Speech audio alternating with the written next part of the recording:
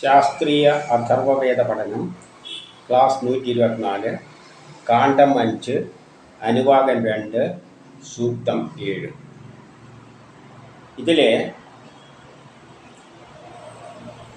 നമ്മൾ കർമ്മങ്ങൾ ചെയ്യാൻ പോകുമ്പോൾ അവിടെ 2 ശക്തികളുണ്ട്. പ്രധാനപ്പെട്ട ശക്തി എന്ന് പറഞ്ഞാൽ നമ്മൾ എന്ത് ചെയ്യാൻ പോകുമ്പോഴും നമുക്ക് ആദ്യം ഒരു തടസ്സമാണ് ഉണ്ടാവുക. ഒരു കല്ലിനെ തന്നെ ആകെ ഒരു ചെറിയ ജോലിയാണ്, കല്ലൊന്ന് എടുത്ത് മാറ്റണം. മുമ്പിലൊരു കല്ല് കിടക്കുന്ന വഴിക്ക്, അതിന് ഒരു ചെറിയ കല്ലാണ്, ഒന്ന് എടുത്ത് മാറ്റണം. എടുത്തു മാറ്റുമ്പോൾ ആ കല്ലെന്ത് ചെയ്യുന്നുണ്ട്, അതിന് എതിർക്കുന്നുണ്ട്. അത് പെട്ടെന്ന് നമുക്ക് എടുത്തങ്ങ് മാറ്റുമ്പോൾ അതിൻ്റേതായ ബലം അത് പ്രയോഗിക്കുന്നുണ്ട്. അത് നമുക്കെതിരായിട്ടാണ്. അതിനെ മറുതിൽ കടന്നുകൊണ്ട് വേണം നമ്മൾ കർമ്മങ്ങൾ ചെയ്യാൻ. അപ്പം ഏതൊന്നിൻ്റെ മുമ്പിലും നമ്മളെ മുന്നിൽ വന്ന് നിൽക്കുന്നത് തടസ്സമാണ്. അതിനെ മറികടന്നിട്ടാണ് നമ്മൾ അടുത്ത സ്റ്റേജിലേക്ക് കിടക്കുന്നത്. അപ്പം അങ്ങനെ ഒരു ദേവതയുണ്ട്, തടസ്സമുണ്ടാക്കുന്ന ഒരു ശക്തി വിശേഷമുണ്ട്. ദേവത വേദത്തിലെല്ലാം ഓരോന്നിനെ പറ്റി പറയുമ്പോൾ അതിനെ ദേവതയായി എടുത്തിട്ട് പറയുന്നതേ ഉള്ളൂ. അല്ലാതെ ദേവത എന്ന് പറയുമ്പോൾ നമ്മളെ മുമ്പിൽ പുരാണ കഥകളിൽ വരുമ്പോൾ കണ്ണും മൂക്കെല്ലാം വെച്ച് അവതരിപ്പിക്കും. അപ്പം ഉടനെ ദേവതയാണ്. അപ്പം പിന്നെ മനസ്സിലെന്തോ ഓടി വരും, കണ്ണും മൂക്കും എല്ലാം വെച്ചിട്ടുള്ള എന്തോ ഒരു സംഗതിയാണ്. അതൊന്നുമല്ല, തടസ്സങ്ങൾ. ആ തടസ്സത്തെയാണ് ആരാധി എന്ന് പറയുന്നത്. പിന്നെ അതിനെ മറികടക്കണ്ടിക്ക് നമുക്കുള്ള സഹായം എന്താണെന്ന് വെച്ചാൽ വിദ്യയാണ്, ജ്ഞാനമാണ്. ഈ തടസ്സങ്ങളെയെല്ലാം മറികടക്കാനുള്ള ശക്തി വിശേഷം അതിന് ഒരു ദേവതയായിട്ട് പറഞ്ഞാൽ സരസ്വതി. സരസ്വതി എന്ന് പറയുമ്പോൾ പിന്നെ ആദ്യം വരും. സ്ത്രീൻ്റെ പേരും കൂടിയാകുമ്പോൾ, പേര് സ്ത്രീരൂപമാകുമ്പോൾ സാരിയെല്ലാം വെച്ചിട്ടുള്ള മനസ്സിൽ ഉടനെ ഓടി വരും സരസ്വതി. കാരണം പുരാണ കഥകളിൽ അങ്ങനെ അവതരിപ്പിച്ചിരിക്കുകയാണ്. ജ്ഞാനം, നമ്മുടെ ജ്ഞാനത്തെയാണ് നമ്മളെ സഹായിക്കുന്നതായതുകൊണ്ട് സ്ത്രീരൂപത്തിൽ ചിത്രീകരിച്ചതേ ഉള്ളൂ. അപ്പോൾ സരസ്വതിയും. അപ്പം ഇത് രണ്ടും ഉണ്ട്, ദ്വയമായിട്ടാണ് സൃഷ്ടിച്ചിരിക്കുന്നത്. അതുകൊണ്ട് ആരാധിയുണ്ട്, സരസ്വതിയും ഉണ്ട്. ഇവരെ പറ്റിയാണ് ഈ സൂക്തത്തിൽ പറയുന്നത്. അതിനെ എങ്ങനെ മറികടക്കണം. ഏത് കർമ്മം ചെയ്യുമ്പോഴും അതിൻ്റെ മുമ്പിൽ ഒരു ശക്തി തടസ്സം ഉണ്ടാകും. എന്തായാലും അതിനെ മറികടന്നിട്ടേ നമുക്ക് കർമ്മം ചെയ്യാൻ പറ്റും. അപ്പോൾ ആരാധീനെ നമ്മൾ ബഹുമാനിക്കണം. ഈ ആരാധീനെ കൊണ്ട് ഗുണമുണ്ടോ എന്ന് ചോദിച്ചു കഴിഞ്ഞാൽ വളരെയധികം ഗുണമുണ്ട്. അത് നമുക്ക് പിന്നീട് പറയാം. അപ്പം നമുക്കാദ്യം സൂക്തത്തിലേക്ക് പോകാം. ഹരി ഓം. അഥർവവേദം കാണ്ഡം 5 അനുവാകം 2 സൂക്തം 7. ഋഷി അഥർവൻ, ദേവത ആരാധി സരസ്വതി, ഛന്ദസ് അനുഷ്ടുപ്പ്, പങ്ക്തി ബൃഹതി. ആനോ ഭരമാ പരിഷ്ഠ അരാധേ മാനോ രക്ഷീർദക്ഷിണാം നിയമാനാനം നമോ വേത്സായ അസമൃദ്ധയേ നതോ അസ്ത്വരാതയേ യമരാധേ പുരോധൽസേ പുരുഷം പരിരാപിണം നമസ്തേ തസ്മൈ കൃണ്മോ മാ വനിം വ്യഥയേർമമ പ്രണോ വനിർദേവകൃതാ ദിവാനക്തം ച കൽപ്പതാം അരാധിമനുപ്രേമോ വയം നമ അസ്ത്വരാധയേ സരസ്വതീം അനുമതിം ഭഗം യന്തോ ഹവാമഹേ വാചം ജുഷ്ഠാം മധുമതീം അവാദിഷം ദേവാനാം ദേവഹൂതിഷു യം യാചാമ്യഹം വാചാ സരസ്ത്യ മനോയുജ ശ്രദ്ധാ തമദ്യ ബിന്ദതു ദത്ത സോമേത ബഭ്രുണ മാ വനിം മാ വാചം നോ വീർസേരുഭാവിന്ദ്രാഗ്നി ആ ഭരതാം നോ വസൂനി സർവേ നോ അദ്യ ദിൽസന്തോരാദീം പ്രതി ഹര്യത പരോപേഹോ സമൃദ്ധേ വിതേ ഹേതിം നയാമസേ വേദത്വാഹം നിമീവന്തീം നിതുദന്തീരോദേ ഉദ നഗ്ന ബോഭുവതി സ്വപ്നയാ സചസേ ജനം ആരാധേ ചിത്തം വീൽസ്നത്യാകൂതിം പുരുഷസ്യ ച യാ മഹതി മഹോന്മന വിശ്വാശ വ്യാനശേ തസ്യൈ ഹിരണ്യകേശൈ നൃത്യ അകരം നമഃ ഹിരണ്യവരുണ സുഭഗ ഹിരണ്യകശിപുരമഹി തസ്യൈ ഹിരണ്യദ്രാപയേ ആരാധ്യ അകരം നമഃ. ഭാവാർത്ഥം: ഇവിടെ സരസ്വതിയോട് ഞങ്ങളെ ധനസ്ഥിതിയിലാക്കുവാൻ പറയുന്നു. തടസ്സങ്ങൾ ഞങ്ങൾക്ക് ചുറ്റും നിലകൊള്ളരുത്. ദക്ഷിണയിൽ പ്രഭാവിതരാകാതെ ലുബ്ധ അധിഷ്ഠാന ദേവിയുടെ നശീകരണത്തിനായിട്ട് ഈ ഹവ്യാനത്തെ സ്വീകരിക്കുക. സരസ്വതിയെ സ്തുതിച്ചുകൊണ്ട് യാതൊരുവൻ കാണപ്പെടുന്നുവോ അദ്ദേഹത്തെ ഞാൻ പ്രണയിക്കുന്നു. നീ ഞങ്ങളുടെ ആഗ്രഹം സാധിപ്പിച്ചു തന്നാലും സരസ്വതി ഭക്തി രാപ്പകൽ വളരുകയും ഞങ്ങൾ അതിനെ ശരണം പ്രാപിക്കുമ്പോൾ തടസ്സങ്ങൾ ഈ ഹവിസിനാൽ ഇല്ലാതാവുകയും നമ്മുടെ യജ്ഞത്തിൽ ശത്രുത ഇല്ലാതാകുന്നതിനായിട്ട് സരസ്വതിയെ ഞാൻ ഉച്ചാരണം ചെയ്യുകയും ചെയ്യുന്നു. ഭഗദേവതയ്ക്ക് മുൻപിലും സരസ്വതി വാണിയാൽ പ്രാർത്ഥിക്കുമ്പോൾ സോമദേവതയാൽ ലഭിക്കുന്ന ശ്രദ്ധ ലഭിക്കണേ. അദാനി അഥവാ ശത്രുത ഞങ്ങളുടെ വാണിയാൽ ഇല്ലാതാകണേ. ഇന്ദ്രനും അഗ്നിയും ചേർന്ന് ഞങ്ങൾക്ക് സമ്പത്ത് നൽകണേ. അവർ നമ്മുടെ ശത്രുക്കളെ ഇല്ലാതാക്കണേ. ദുർബലനും പീഡിതനുമാകാത്ത ഈ ശത്രു എന്നിൽ നിന്നും അകന്നു പോവുക.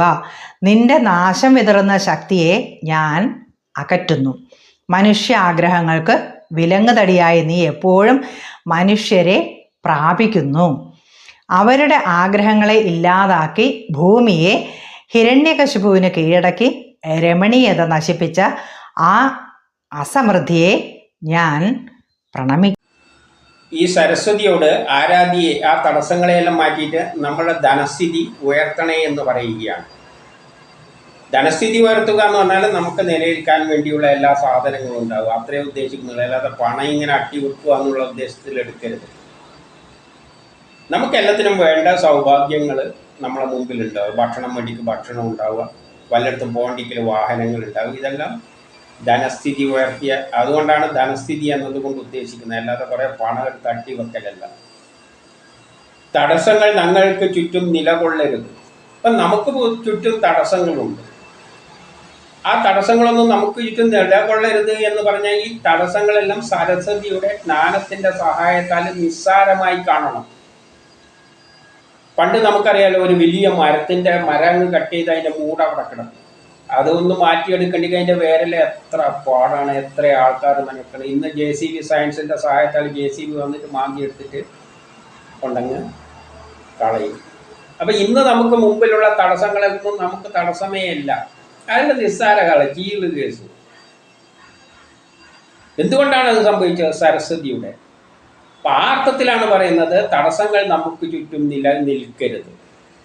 സയൻസിൻ്റെ സഹായത്താൽ എന്ത് പ്രതിബന്ധങ്ങളെ, അതൊന്നും ഇന്നത്തെ കാലം നമുക്കൊരു പ്രശ്നമേ അല്ല എന്നാണ്. പണ്ട് കാലത്തെ മനുഷ്യർ അതല്ല, എപ്പോഴും അവരുടെ എന്ത് ചെയ്യേണ്ടി അതിൻ്റെ മുമ്പിൽ തടസ്സങ്ങൾ. ഒരു വലിയ കല്ലുണ്ടെങ്കിൽ എടുത്ത് മാറ്റടിക്കും. ഇനിയിപ്പോൾ എത്ര ആളെ കാല് പിടിക്കണം, അതിന് എത്ര പൈസ വേണം. ഇപ്പോൾ ഒന്നും വേണ്ട, ഒരു JCB വെച്ച് കഴിഞ്ഞാൽ എടുത്ത്. അപ്പം അതൊന്നും ഒരു തടസ്സമേ അല്ല. അപ്പം വേറൊരു പ്രശ്നം, ദക്ഷിണയിൽ പ്രഭാവിതരാകാതെ. അപ്പം ദക്ഷിണ കൊടുക്കണം. എന്തെങ്കിലും സർവീസ് എല്ലാം ചെയ്ത് കഴിഞ്ഞാൽ നമ്മൾ ദക്ഷിണ കൊടുക്കണം. ദക്ഷിണയിൽ പ്രഭാവിതരാകാതെ ലുബ്ധാധിഷ്ഠിത ദേവതയുടെ ലുബ്ധത, പണം എങ്ങനെ പണം ചെലവിട്ടിട്ട് പരിപാടിയൊന്നും വേണ്ട.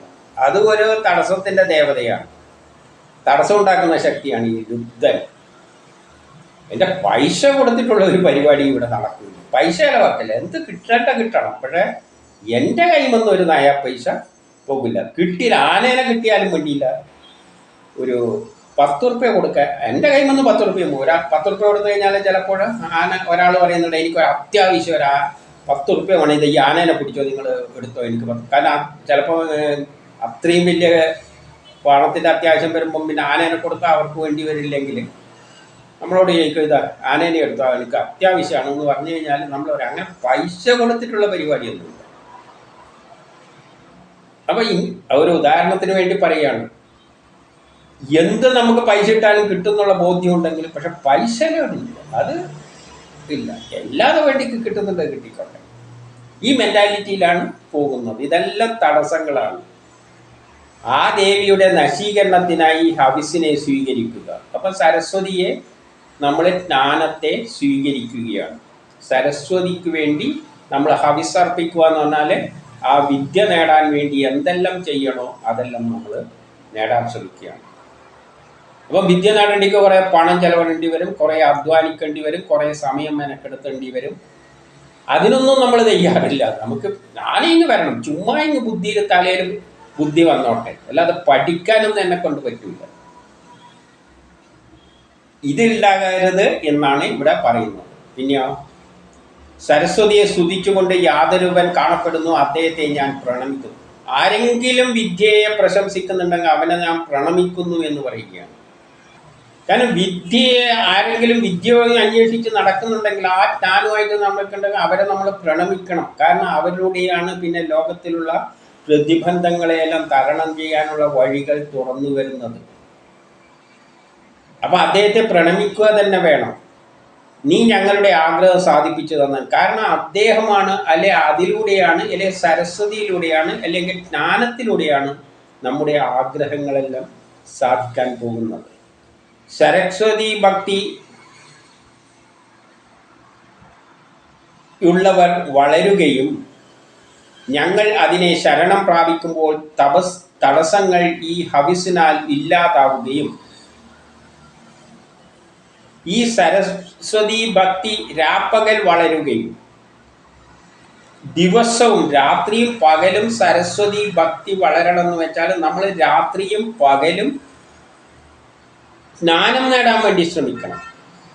സരസ്വതി ഭക്തി രാപ്പകൽ വളരുക എന്ന് പറഞ്ഞാൽ രാത്രിയും പകലും എല്ലാം നമ്മൾ ഈ ജ്ഞാനം നേടാൻ വേണ്ടിയാണ് ശ്രമിക്കേണ്ടത്. ശാസ്ത്രജ്ഞന്മാർ രാത്രിയെന്നില്ല പകലെന്നില്ല എന്ന് ചിന്തിച്ചുകൊണ്ടാണ് അവർ ഗവേഷണങ്ങളിൽ ഏർപ്പെട്ടിരിക്കുന്നത്. നമ്മൾ സുഖമായി രാത്രി കിടന്നുറങ്ങുമ്പോൾ കുറേ പേര് ഗവേഷണത്തിൻ്റെ പേരിൽ അല്ലെങ്കിൽ പുതിയ കണ്ടുപിടുത്തത്തിന് വേണ്ടി തല പുകഞ്ഞ് നടക്കുന്നുണ്ട്, ഉറക്കം പോലും ഇല്ലാതെ. അപ്പം രാത്രി സരസ്വതി ഭക്തി രാപ്പകൽ വളരുകയും ഞങ്ങളതിനെ ശരണം പ്രാപിക്കുന്നു. അങ്ങനെ ഉണ്ടാകുന്ന സരസ്വതിയെ നമ്മൾ ശരണം പ്രാപിക്കുമ്പോൾ, ജ്ഞാനത്തെ നമ്മൾ ശരണം പ്രാപിക്കുമ്പോൾ തടസ്സങ്ങൾ ഈ അവിസനാൽ ഇല്ലാതാവുകയും നമ്മുടെ തടസ്സങ്ങളെല്ലാം ഇല്ലാതാവും. പിന്നെയോ നമ്മുടെ യന്ത്രത്തിൽ ശത്രുത ഇല്ലാതാകുന്നതിനായി സരസ്വതിയെ ഞാൻ ഉച്ചാരണം ചെയ്യുകയും ചെയ്യുന്നു. അങ്ങനെ കണ്ടെത്തുന്ന ശാസ്ത്രജ്ഞാനങ്ങൾ നമ്മുടെ യജ്ഞത്തിൽ നമ്മൾ ഉച്ചാരണം ചെയ്യുമ്പോൾ, നമ്മളൊരു കർമ്മം ചെയ്യുമ്പോൾ സരസ്വതി ജ്ഞാനത്തിൻ്റെ അടിസ്ഥാനത്തിൽ കർമ്മം ചെയ്യണം. സരസ്വതിയുടെ ജ്ഞാനത്തിൻ്റെ അടിസ്ഥാനത്തിൽ കർമ്മം ചെയ്യുമ്പോൾ എന്തു പറ്റും? നമ്മുടെ തടസ്സങ്ങളെല്ലാം മാറിപ്പോകും. നമ്മൾ ജ്ഞാനം പ്രയോഗിച്ചിട്ട് കർമ്മം ചെയ്യണം. നമ്മൾ എന്ത് യജ്ഞം ചെയ്യുന്നുണ്ടെങ്കിലും ജ്ഞാനത്തിൻ്റെ അടിസ്ഥാനത്തിൽ ചെയ്തു കഴിഞ്ഞാൽ നമ്മുടെ തടസ്സങ്ങൾ ഇല്ലാതാകും. അല്ലാതെ ജ്ഞാനം ഉപയോഗിക്കാതെ എന്തെങ്കിലും ചെയ്തു കഴിഞ്ഞാൽ അതൊന്നും വിജയിക്കാൻ പോകുന്നില്ല. എല്ലാത്തിൻ്റെ പിന്നിലും ഒരു ശാസ്ത്രമുണ്ട്. ആ ശാസ്ത്രത്തിന് അടിസ്ഥാനമായിട്ട് ചെയ്തു കഴിഞ്ഞാൽ വിജയിക്കില്ല. അതേതെന്ന് പറഞ്ഞാൽ ഓട്ടയുള്ള ബക്കറ്റ് എടുത്തിട്ട് വെള്ളം കോരുന്നവര്, ബക്കറ്റ് കൊണ്ട് വെള്ളം കോരാന്നറിയാം, പക്ഷെ അതിൻ്റെ അടിയിൽ ഓട്ടയുണ്ടെങ്കിൽ അത് എടുക്കുമ്പോൾ തന്നെ ചോർന്നു പോകുന്നുള്ള കാര്യം അറിയില്ലെങ്കിൽ, ആ ബുദ്ധിയില്ലെങ്കിൽ, ബക്കറ്റല്ലേ വെള്ളം കോരുന്നതല്ലേ, അതിനെ കൊണ്ട് കോരാന്ന് പറഞ്ഞു കഴിഞ്ഞാൽ. അതേപോലെ എന്ത് കർമ്മം ചെയ്യുമ്പോൾ അതിൻ്റെ പിന്നിലൊരു ശാസ്ത്രമുണ്ട്. ആ ശാസ്ത്രം മനസ്സിലാക്കി കർമ്മം ചെയ്തു കഴിഞ്ഞാൽ നമ്മളെ തടസ്സങ്ങൾ ഇല്ലാതാകും. അതിനാണ് സരസ്വതിയെ ഞാൻ ഉച്ചരിക്കുകയും ചെയ്യുമ്പോൾ, യജ്ഞം ചെയ്യുമ്പോൾ സരസ്വതിയെ ഉച്ചരിക്കുക. അതിനാൽ ജ്ഞാനം ആ സരസ്വതി വാക്യങ്ങൾ അല്ലെങ്കിൽ ശാസ്ത്രവാക്യങ്ങൾ അല്ലെങ്കിൽ ശാസ്ത്ര തത്വങ്ങൾ ഉച്ചരിച്ചുകൊണ്ട് അവിടെ വരുന്ന ശാസ്ത്ര തത്വങ്ങൾ ചിന്തിച്ചുകൊണ്ട് നമ്മൾ കർമ്മം ചെയ്യണം. ഭഗദേവതയ്ക്ക് മുൻപിലും സരസ്വതി വാണിയാൽ പ്രാർത്ഥിക്കുമ്പോൾ സോമദേവതയാൽ ലഭിക്കുന്ന ശ്രദ്ധ ലഭിക്കണേ. അപ്പോൾ സരസ്വതി വാണിയാൽ നമ്മൾ കർമ്മങ്ങൾ ചെയ്യുമ്പോൾ ഭഗീരഥ കർമ്മങ്ങളെല്ലാം നമ്മൾ ഏറ്റെടുക്കുകയാണെങ്കിൽ അപ്പോൾ എന്ത് വേണം? സോമദേവതയാൽ ലഭിക്കുന്ന ശ്രദ്ധ ലഭിക്കണേ. സോമദേവത എന്ന് പറഞ്ഞാൽ സോമങ്ങൾ അർപ്പിച്ചിട്ടാണ് നമ്മൾ കർമ്മങ്ങൾ ചെയ്യുന്നത്. സോമം എന്ന് പറഞ്ഞാൽ നമ്മൾ ഇൻപുട്ട് കൊടുക്കുന്നതാണ്. ഒരു ചോറ് വെക്കുമ്പോൾ അവിടെ അർപ്പിക്കുന്ന സോമങ്ങൾ എന്തെല്ലാം? സോമം എന്ന് പറഞ്ഞാൽ ദേവതയായിരിക്കും. എന്തു വസ്തുവും ദേവതയാണല്ലോ. സോമം എന്ന് പറയുന്ന അരിയും വെള്ളവും എല്ലാം സോമമാണ്. അതെല്ലാം അവിടെ അർപ്പിച്ചാൽ മാത്രമേ. അപ്പോൾ എന്ത് വേണം? സരസ്വതി വാണിയാൽ പ്രാർത്ഥിക്കുമ്പോൾ നമുക്ക് ശ്രദ്ധ ലഭിക്കണേ എന്ന് പറയുകയാണ്. നമ്മളെ ശ്രദ്ധ ആ വിഷയത്തിൽ കേന്ദ്രീകരിച്ചുകൊണ്ട് ആ ചെയ്യുന്ന കർമ്മത്തിൽ നമുക്ക് ശ്രദ്ധ ലഭിക്കണേ എന്ന് പറഞ്ഞാൽ ശാസ്ത്രത്തിൻ്റെ അടിസ്ഥാനത്തിൽ ചിന്തിച്ചുകൊണ്ട് അത് കർമ്മം ചെയ്യുവാനുള്ള ശ്രദ്ധ നമ്മളിൽ ഉണ്ടാകണം. അല്ലാതെ ഒരു കർമ്മം ചെയ്യുമ്പോൾ ഒരു ശ്രദ്ധയില്ലാതെ എന്തെങ്കിലും കാട്ടിക്കൂട്ടി കഴിഞ്ഞാൽ കർമ്മങ്ങൾ നടക്കില്ല. നമ്മളിപ്പോൾ എന്തെങ്കിലും ഒരു റോക്കറ്റ് വിടേണ്ട കാര്യത്തിലെല്ലാം ആ ഉപകരണങ്ങളെല്ലാം ഉണ്ടാക്കുമ്പോൾ ശ്രദ്ധിച്ചിട്ട് സയൻസിൻ്റെ അടിസ്ഥാനത്തിൽ ശ്രദ്ധിച്ചിട്ട് ചെയ്തില്ല, എങ്ങനെയെങ്കിലും ഇട്ട് കഴിഞ്ഞാൽ റോക്കറ്റ് പോയി കടലിൽ വീഴും. അപ്പോൾ എന്ത് വേണം? നല്ല ശ്രദ്ധ വേണം. സയൻസിൻ്റെ അടിസ്ഥാനത്തിലുള്ള ശ്രദ്ധയുണ്ടെങ്കിൽ മാത്രമേ കാര്യം നടക്കുള്ളൂ. ആരാധി അഥവാ ശത്രുത ഞങ്ങളുടെ വാണിയാൽ ഇല്ലാതാകണേ. അതായത് വേദവാണിയാൽ അല്ലെങ്കിൽ സരസ്വതി ജ്ഞാനത്താൽ ശാസ്ത്രത്തിൻ്റെ അടിസ്ഥാനത്തിലാവുമ്പോൾ ആരാധി, അതായത് ഈ ശത്രുത ആ ദേവത ശത്രുതയെല്ലാം ഒഴിവാക്കി തരും. തടസ്സങ്ങളൊന്നും ഇല്ലാതെ കാര്യം ചെയ്തു എന്ന് പറയും. ഇന്ദ്രനും അഗ്നിയും ചേർന്ന് ഞങ്ങൾക്ക് സമ്പത്ത് നൽകണേ. അങ്ങനെ കർമ്മങ്ങൾ ചെയ്യുമ്പോഴാണ് ഇന്ദ്രനും അഗ്നി എന്ന് പറഞ്ഞാൽ ഊർജത്തിൻ്റെ സഹായത്താലേ നമ്മൾ കർമ്മം ചെയ്യും. ഒരു കല്ലെടുക്കുമ്പോഴും നമ്മൾ ശക്തി ഉപയോഗിക്കണം. അവിടെ സഹായിക്കുന്ന ഒരു ശക്തി വിശേഷമാണ് ഇന്ദ്രൻ എന്ന് പറഞ്ഞു. അത് നമുക്ക് പിന്നീട് നോക്കാം. വേദങ്ങളിലൂടെ നമ്മൾ ഇന്ദ്രനെ കാണും. ബ്രഹ്മം തൊട്ട് കൂട്ടുമ്പോൾ ഇന്ദ്രൻ ആരാണെന്നെല്ലാം പറയും. ഇന്ദ്രനാണ് നമ്മളെ കർമ്മങ്ങളെല്ലാം ശരിയായ നിലയിൽ പൂർത്തീകരിക്കുന്നത്. അപ്പോൾ ഇന്ദ്രൻ അഗ്നിയുടെ സഹായത്താലാണ് ഇത് ചെയ്യുന്നത്. അപ്പോൾ ഇത് രണ്ടും കൊടുത്തു കഴിഞ്ഞാലും ശരിയായ നിലയിൽ കൊടുത്ത് ശാസ്ത്രത്തിൻ്റെ സരസ്വതിയുടെ ശാസ്ത്ര തത്വത്തിൻ്റെ അടിസ്ഥാനത്തിൽ കൊടുത്തിട്ടില്ലെങ്കിൽ കാര്യം നടക്കില്ല. ഇന്ദ്രനും ചെയ്യാൻ പോകുന്നില്ല, അഗ്നിയും ചെയ്യാൻ പോകുന്നില്ല. ഉദാഹരണമായിട്ട് സാമ്പാറിൻ്റെ സാധനങ്ങളെല്ലാം ഒരു പാത്രത്തിലിട്ട് വെള്ളം ഒഴിച്ചിട്ട് ഇന്ദ്രനോടും അഗ്നിയോടും നീ അതിനെ പായസാക്കിത്ത നല്ല മധുരമുള്ള ഒരു സേമിയ പായസം ഉണ്ടാക്കിത്താന്ന് പറഞ്ഞു കഴിഞ്ഞാൽ ഇന്ദ്രൻ ചെയ്യാനൊന്നും പോകുന്നില്ല. സയൻസിൻ്റെ അടിസ്ഥാനത്തിൽ ചെയ്തു കൊടുത്തു കഴിഞ്ഞാൽ ചെയ്തു തരും. അതാണ് അഗ്നിയും ചെയ്തു തരും. ഇല്ലെങ്കിൽ അത് വേറെ എന്തൊക്കെ ആക്കി മാറ്റും. അപ്പോൾ ഇന്ദ്രനും അഗ്നിയും ചേർത്ത് ഞങ്ങൾക്ക് സമ്പത്ത് നൽകണേ. അപ്പോഴാണ് നമ്മൾക്ക് ഉദ്ദേശിക്കുന്ന തരത്തിലുള്ള ഫലം കിട്ടുകയുള്ളൂ. അവിടെ നമ്മുടെ ശത്രുക്കളെ ഇല്ലാതാക്കണം. അപ്പോൾ അവിടെ തടസ്സങ്ങളെല്ലാം ഓട്ടോമാറ്റിക്കായിട്ട് ഇല്ലാതായിക്കൊള്ളും. ദുർബലനും പീഡിതനുമായ ഈ ശത്രു എന്നിൽ നിന്നും അകന്നു പോകണം. അപ്പോൾ എന്ത് പറ്റും? ഈ തടസ്സങ്ങളെല്ലാം ഓട്ടോമാറ്റിക്കായിട്ട് അങ്ങ് മാറിക്കൊള്ളും. പിന്നെ തടസ്സങ്ങളൊന്നും ഉണ്ടാവില്ല. ആരാധിയെല്ലാം അങ്ങ് പോയിക്കോളും. ആ തടസ്സങ്ങളെല്ലാം മാറിത്തരും. നിന്റെ നാശം വിതറുന്ന ശക്തിയെ ഞാൻ അകറ്റുന്നു. ആരാധിയുടെ നാശം, നമുക്ക് തടസ്സങ്ങൾ നാശം ഉണ്ടാക്കുന്ന ആ ഒരു തടസ്സങ്ങളെ ഞാൻ അകറ്റുന്നു. എന്നിട്ട് എന്തും കൂടിയും പറയുകയാണ്, മനുഷ്യാഗ്രഹങ്ങൾക്ക് വിലങ്ങു തടിയായി നീ എപ്പോഴും മനുഷ്യരെ പ്രാപിക്കുന്നുണ്ട്. ഈ ആരാധി, ഈ തടസ്സങ്ങൾ എപ്പോഴും മനുഷ്യരെ പ്രാപിക്കുന്നുണ്ട്. നമ്മൾ എന്തിനിറങ്ങിത്തിരിക്കുമ്പോഴോ വേണോ എന്നൊരു ചിന്ത നമുക്കുണ്ടാക്കും. അല്ലെങ്കിൽ ചെയ്യാൻ പോകുമ്പോൾ അതൊരു എതിർപ്പുണ്ടാക്കും. ഒരു ഗേറ്റ് തുറക്കണം എന്ന് പറയുമ്പോൾ ആ ഗേറ്റ് എന്ത് ചെയ്യും? തുറക്കാനൊന്നും സമ്മതിക്കില്ല. പിന്നെ നമ്മൾ ബലം പ്രയോഗിച്ചിട്ട് തള്ളണം. ആ ബലത്തിൻ്റെ അളവിലേ വ്യത്യാസമുള്ളൂ. ഗ്രീസെല്ലാം ഇട്ട് കൊടുത്തു കഴിഞ്ഞാൽ, ഓയിലെല്ലാം ഇട്ട് കൊടുത്തു കഴിഞ്ഞാൽ പെട്ടെന്ന് തുറക്കും. അതും സയൻസാണ് അപ്ലൈ ചെയ്യുന്നത്. ഓയിലൊന്നും ഇട്ട് കൊടുത്തിട്ടില്ലെങ്കിൽ പിന്നെ വാതിലെല്ലാം തുറക്കണ്ടെങ്കിൽ വിജാപരിയെല്ലാം കയറി പിടിക്കും. നല്ലോണം ശക്തിയിൽ തള്ളേണ്ടി വരും. കുറച്ച് ഓയിൽ ഇട്ട് കൊടുത്തു കഴിഞ്ഞാൽ ശരിയാവും. അപ്പം സയൻസ് ഇല്ലെങ്കിൽ ഈ കക്ഷി അവിടെ കിടന്നിട്ട് എതിർക്കും. സയൻസ് ഉണ്ടെങ്കിൽ ഒന്ന് നമുക്ക് അപ്പം ഏതിൻ്റെ മുന്നിലും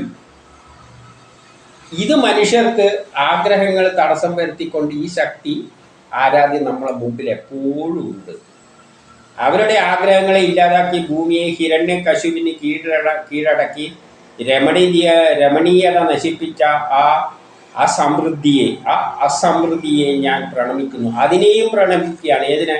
പണ്ട് സൃഷ്ടി നടക്കുന്ന കാലത്ത് ഭൂമിയെ കൊണ്ടല്ലേ ഈ പ്രപഞ്ചമെല്ലാം ഇങ്ങനെ അറേഞ്ച് ചെയ്തിട്ടാണല്ലോ പ്രപഞ്ചം ഉണ്ടാകുന്നത്. അപ്പം ഭൂമിയെയും കൊണ്ട് ഹിരണ്യകശിപു എന്ത് ചെയ്ത് തടസ്സങ്ങൾ സൃഷ്ടിച്ചു. അന്ന് പ്രപഞ്ചം സൃഷ്ടിക്കാൻ പോകുമ്പോൾ ഭൂമിയെ കൊണ്ട് എടുത്ത് കടന്നു കളഞ്ഞ മാതിരിയാണ് ഹിരണ്യകശിപു. അതിന് സമ്മതിക്കാത്ത തരത്തിലാണ് അവിടെ പ്രവർത്തിച്ചത്. ആ കഥയെല്ലാം പിന്നീട് നമുക്ക് നോക്കാം. കഥരൂപത്തിൽ പറഞ്ഞു തന്നിരിക്കുകയാണ്. അതെല്ലാം പിന്നെ നമുക്ക് നോക്കാം സയൻസിലൂടെ തന്നെ. അപ്പോൾ സൃഷ്ടി സമയത്ത് തന്നെ ഈ എതിർക്കുന്ന ശക്തി കൂടെയുണ്ട് എല്ലാത്തിനും. പക്ഷെ ഇവിടെ അതിനെ സ്തുതിക്കുകയാണ് ചെയ്യുന്നത്. നീ നശിച്ചു പോകട്ടെ എന്നല്ല പറയുന്നത്. കാരണം അതിനൊരു കാരണമുണ്ട്. എല്ലാം സൃഷ്ടിച്ചത് ദ്വയമായിട്ടാണ്. സരസ്വതി ജ്ഞാനം കാര്യം നേടാൻ വേണ്ടി സൃഷ്ടിച്ചപ്പോൾ, അല്ലെങ്കിൽ ദേവതകളെ സൃഷ്ടിച്ചപ്പോൾ, കാര്യങ്ങൾ ഭംഗിയായിട്ട് നല്ലവണ്ണം പുരോഗതിയിലേക്ക് നയിക്കാൻ ദേവതകളെയും സരസ്വതിയെയും ജ്ഞാനത്തെയും സൃഷ്ടിച്ചപ്പോൾ കൂട്ടത്തിൽ എതിർപ്പും ഈ ആരാധീനിയെല്ലാം സൃഷ്ടിച്ചു വിട്ടിട്ടുണ്ട്. കാരണം എല്ലാം ദ്വയമായിട്ടാണ് സൃഷ്ടിച്ചിരിക്കുന്നത്. നമുക്കൊന്നും എന്തിനാ ഇങ്ങനെ മോശം സൃഷ്ടിച്ചു വരിക? ദേവന്മാരെ അസുരന്മാരെന്തിനാ സൃഷ്ടിച്ചു വരിക? ഇവിടെ ദേവന്മാരും അസുരന്മാരും ശുദ്ധ രണ്ടും ആവശ്യമുള്ള ഘടകങ്ങളാണ്. ഒന്നും ഒന്നിനെക്കാട്ടിയും മെച്ചമല്ല.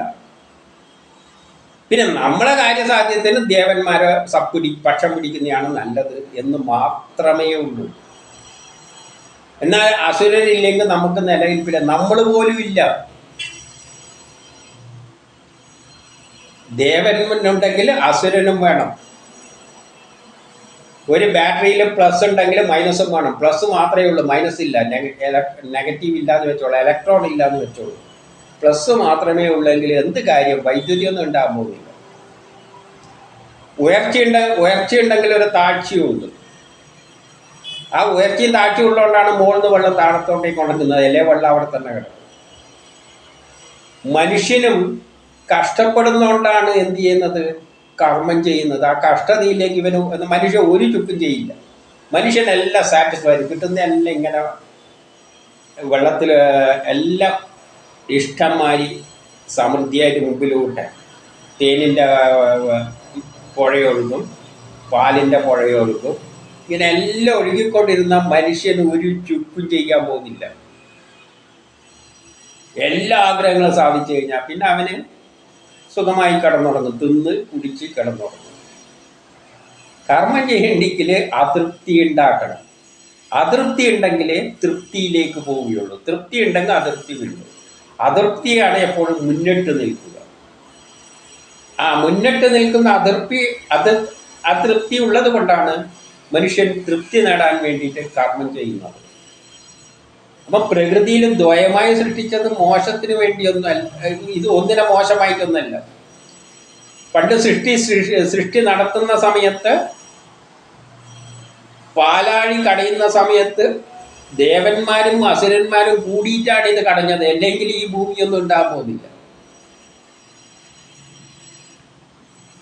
അതെല്ലാം സയൻസിലിട്ട് നമുക്ക് കാണാം. അപ്പോൾ പ്രപഞ്ചം ഉണ്ടാകാൻ പോകുന്നില്ല. അപ്പം ദേവന്മാരുണ്ടെങ്കിൽ മാത്രം ലോകം പോവില്ല. അസുരന്മാരുള്ളത് കൊണ്ടാണ് നമുക്ക് നിലനിൽക്കാൻ പറ്റുന്നത്. നിലനിൽപ്പ് അസുരന്മാരുള്ളത് കൊണ്ടാണ്. അല്ലെങ്കിൽ നമ്മൾ പോലും ഇല്ല. നമ്മൾ മനുഷ്യൻ എന്ന് പറഞ്ഞാൽ ദേവൻ്റെയും അസുരൻ്റെയും ഇടക്കുള്ള സംഗതിയാണ് മനുഷ്യൻ. രണ്ടും കുറച്ച് അളവെടുത്തിട്ട് കൂട്ടിച്ചേർത്തിട്ട് ഉണ്ടാക്കിയതാണ് മനുഷ്യൻ. അപ്പം ഈ മനുഷ്യനുണ്ടാവില്ലായിരുന്നു. ദേവൻ മാത്രമേ ഉള്ളെങ്കിൽ പിന്നെ ഈ മനുഷ്യനെങ്ങനെ ഉണ്ടാക്കുക? അതിനകത്ത് കുറച്ച് അസുരൻ്റെ സ്വഭാവം കൊണ്ട് ഒരു പ്രത്യേക റേഷ്യോയിൽ മിക്സ് ചെയ്യണ്ടേ. അല്ലാതെ പിന്നെ എങ്ങനെ മനുഷ്യനെ ഉണ്ടാക്കുന്ന? മനുഷ്യനെ ഉണ്ടാക്കണ്ടെങ്കിൽ ഇതും വേണം, ശത്രുതയും വേണം, സയൻസും വേണം. സയൻസ് ശത്രുതക്കെതിരെ, തടസ്സത്തിനെതിരാണ്. അപ്പം ഇതുണ്ടെങ്കിൽ രണ്ടും ഉണ്ടെങ്കിലേ ലോകം നിലനിൽക്കുകയുള്ളൂ. വെറുതെ അതുകൊണ്ട് ദ്വയമായി സൃഷ്ടിച്ചത് എന്തിനാണ്? ഈ പാപവുമില്ല പുണ്യവുമില്ല. ഒരു കാലത്ത് പാപമാണെങ്കിലും മറ്റൊരു കാലത്ത് അത് പുണ്യമായി മാറും. ഓരോ സീസൺ കാലത്തിനനുസരിച്ചാണ് പാപം പുണ്യം തീരുമാനിക്കുന്നത്. ഗോത്രകാലഘട്ടത്തിലുള്ള പാപമല്ല പാപം അന്ന് പുണ്യമായി കണ്ടത് ഇന്ന് പാപമാണ്. ഗോത്രകാലത്തിൽ മനുഷ്യൻ എന്തെല്ലാം ചെയ്തിട്ടുണ്ടോ അതെല്ലാം ഭയങ്കരമാണ്, ദൈവം ചെയ്യുന്നതെന്നാണ് പറയുക. അന്യനാട്ടിൽ പോയിട്ട് അവിടുത്തെ സാധനങ്ങളെല്ലാം മോഷ്ടിക്കുക, എന്നിട്ട് അവിടുത്തെ പെണ്ണുങ്ങളെല്ലാം മോഷ്ടിച്ചു കൊണ്ടുവരിക, ബാക്കിയുള്ളവരെ പിടിച്ച് അടിമകളാക്കുക, ജോലിയൊന്നും ചെയ്യാൻ പറ്റാത്തവരെ കൊന്നു കളയുക. ഇതെല്ലാം വലിയ ധീരന്മാരുടെ, അവരെല്ലാം ദേവന്മാരുടെ വക്താക്കളുമാണ്. പണ്ടത്തെ ഈ ഇതെല്ലാം ചെയ്തവർ ദേവന്മാരെ വിട്ടിരിക്കുക ഇതെല്ലാം ചെയ്യാൻ വേണ്ടിയിട്ട്, ഒരു വിഭാഗത്തെ സംരക്ഷിക്കാൻ വേണ്ടിയിട്ട്. അപ്പം അത് അന്ന് പാപം പുണ്യമാണ്. പക്ഷെ ഇന്നത്തെ കാലത്തോ അതെല്ലാം ചിന്തിച്ചു കഴിഞ്ഞാൽ എന്തായിരിക്കും? ഇത്രയും പാപം അന്നത്തെ കാലത്തില്ല. അപ്പം അന്നത്തെ കാലത്ത് പാപം അല്ല പുണ്യം എന്ന് പറയുന്നത് ഇന്നത്തെ കാലം പാപമായിട്ട് മാറും. അതുകൊണ്ട് തന്നെയാണ് മഹാഭാരത കഥയിൽ അവസാനം വേദവ്യാസൻ എന്താ പറഞ്ഞു വെച്ചിരിക്കുന്നത്? കൗരവരായിരുന്നു ജയിച്ചിരുന്നുവെങ്കിൽ പാപം പാണ്ഡവരുടെ ഭാഗത്തും പുണ്യം കൗരവരുടെ ഭാഗത്തുമാണെന്ന് ജനം പറയുമായിരുന്നു. എപ്പോഴും ധർമ്മം ജയിക്കണം എന്നല്ല. അപ്പം ധർമ്മം ആരുടെ വാക്കാണ്? കൗരവരാ ജയിച്ചിരുന്നത്, ധർമ്മം കൗരവരുടെ വാക്കാണെന്ന് പറയുകയായിരുന്നു. അപ്പോൾ ഓരോ കാലഘട്ടത്തിൽ അങ്ങനെയാണ് നമ്മളെ ചിന്താഗതി. അതാണ് ഓരോ കാലഘട്ടത്തിൽ നമ്മളെ ഇലക്ഷനും എല്ലാം ചിലപ്പോൾ ജയിപ്പിക്കുമ്പോൾ അങ്ങനെയാണല്ലോ നമ്മളിപ്പോൾ ചെയ്തു കൂട്ടുന്നത്. ഒരിക്കൽ ഇവരെ ജയിപ്പിക്കും, അപ്പം മറ്റവർ മോശം. പിന്നെ അടുത്ത വർഷം വരുമ്പോൾ ഇലക്ഷൻ വരുമ്പോൾ ഇവരെ തോപ്പിക്കും, മറ്റവരെ ജയിപ്പിക്കും, അപ്പോൾ അവരാണ് ധർമ്മം. ഇങ്ങനെ ഓരോ കാലത്തിനനുസരിച്ച് പാപവും പുണ്യെല്ലാം മാറിക്കൊണ്ടിരിക്കും, ധർമ്മം അധർമ്മം എന്ന് കാര്യത്തിൽ. അതുകൊണ്ടാണ് വേദം പറയുന്നത് പാപവുമില്ല പുണ്യമില്ല ഒരു ചുക്കുമില്ല. യഥാർത്ഥത്തിലൂടെ ഒരു കാര്യം നടക്കുന്നുണ്ട്. ആ ശക്തി വിശേഷം എന്തിനു വേണ്ടിയാണ് ഇറങ്ങിത്തിരിച്ചിരിക്കുന്നത്? നല്ലൊരു സുന്ദരമായ ലോകം ഉണ്ടാക്കണം. ലോകം പുരോഗമിക്കുന്നുണ്ട്, അതിന് ഒരു സംശയമില്ല. ഗോത്ര കാലഘട്ടത്തിൽ നിന്ന് നിൽക്കുന്ന മാതിരിയല്ല നമ്മളിന്നുള്ളത്. എന്നും ലോകം പുരോഗമിച്ചങ്ങ് നല്ല സുന്ദരമായ അവസാനം എവിടെ എത്തും? സുന്ദരമായ ഒരു ലോകത്തിൽ എത്തും. അതാണ് കാലം ചിന്തിക്കുന്നത്. അപ്പം ചിലപ്പോഴല്ലേ അധർമ്മമല്ല അങ്ങനെ അധർമ്മം എന്നെല്ലാം പറയുന്നത്. ചില കാലത്ത് ധർമ്മന്മാരിയെല്ലാം കൊണ്ടുപോകും. അല്ലാതെ ആദ്യം മുതലേ ധർമ്മം ഇപ്പം പാണ്ഡവരെ തന്നെ എന്തെല്ലാം കൗരവർ കാട്ടിക്കൂട്ടി കൃഷ്ണർ ഇടപെട്ടാണ്. ഒന്നും ഇടപെട്ടില്ല, നോക്കിയിരിക്കുകയെന്നിട്ടില്ല. പിന്നെ അവസാന നിമിഷമാണ് വന്നത്, അതിന് സമയമായില്ല പോലെന്നും പറഞ്ഞ് ആണ് പോകുന്നത്. സമയത്തുമ്പോഴേ ശിവന്റെ അടുത്ത് പലവരും പോയി പറയുക അത് അധർമ്മം, അങ്ങേര് ഭയങ്കര കുഴപ്പമുണ്ടാക്കുന്നു. കണ്ണടച്ചൊരറ്റിയിരിപ്പ സമയമായില്ല. കാരണം ഇപ്പം അങ്ങേരെ വശത്താണ് എന്തുള്ളത്. അങ്ങേര് കുറേയെല്ലാം ചെയ്യുന്നുണ്ട്, അതിലൂട്ടി ലോകം പുരോഗമിക്കുന്നുണ്ട്. കാലത്തിന് അതേ ആവശ്യമുള്ളൂ, ലോക പുരോഗതി ഉണ്ടാകും. പിന്നെ ഒരു വശം വരുമ്പോൾ അതങ്ങ് മാക്സിമം എത്തുമ്പോൾ അടിച്ച് തകർക്കുക തന്നെ ചെയ്യും. അതാണ് സംഭവാമി യുഗേയുഗേ എന്ന് പറഞ്ഞു വെച്ചിട്ടുണ്ട്. എത്തേണ്ട സമയത്തുമ്പോൾ കാലം പുരോഗമിക്കുന്നതിൻ്റെ ഇടയ്ക്ക് പലവരും അധർമ്മങ്ങളെല്ലാം പ്രവർത്തിച്ചിട്ടായിരിക്കും ഈ പുരോഗതിയിൽ പങ്കെടുക്കുന്നത്. പക്ഷേ ഒരു സമയം വരുമ്പോൾ ആ ധർമ്മമെല്ലാം കാലം ഇടക്കിടക്ക് വന്നിട്ട് ഇല്ലാതാക്കി അവസാനം സുന്ദരമായ ഒരു ലോകം ഉണ്ടാക്കും. ഇത്രയും പറഞ്ഞത് ദേവൻ അസുരൻ ഇതൊന്നും മോശമല്ല. രണ്ടും സമൂഹത്തിന് ആവശ്യമുള്ള ഘടകങ്ങളാണ് ദേവന്മാരും അസുരന്മാരും. അത് രണ്ടും ഉണ്ടെങ്കിലേ ലോകം നിലനിൽക്കുകയുള്ളൂ. അത് സയൻസിലൂടെയാണ് നമ്മൾ മനസ്സിലാക്കേണ്ടത്. എല്ലാത്ത നിലയിൽ കഥയിലൂടെ മനസ്സിലാക്കുമ്പോൾ എന്തോന്ന് ഇത് പറയുന്നത് അസുരന്മാർ നല്ല പറയുന്നതെന്നെല്ലാം തോന്നും. അല്ല, അത് സയൻസ് വിഷയങ്ങളാണ്. അത് നമുക്ക് സയൻസിലൂടെ തന്നെ കാണാം.